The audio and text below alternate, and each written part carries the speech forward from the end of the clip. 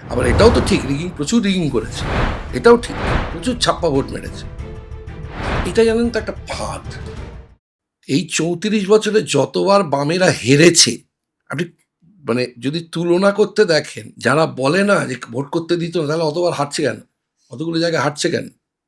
আবার এটাও তো ঠিক, প্রচুর রিগিং করেছে, এটাও ঠিক, প্রচুর ছাপ্পা ভোট মেরেছে। এটা জানেন তো একটা ফাঁদ।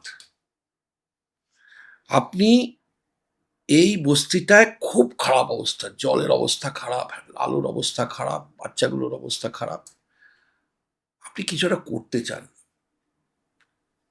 এবার করতে গিয়ে এবার আমার কবজাটা কিন্তু আছে।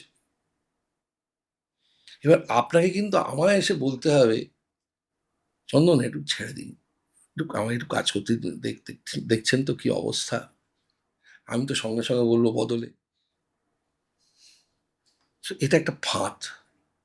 আর এই বদলের থেকে শুরু হবে হচ্ছে আমার আপনাকে স্কুইজ করা থেকে শুরু করে একদম।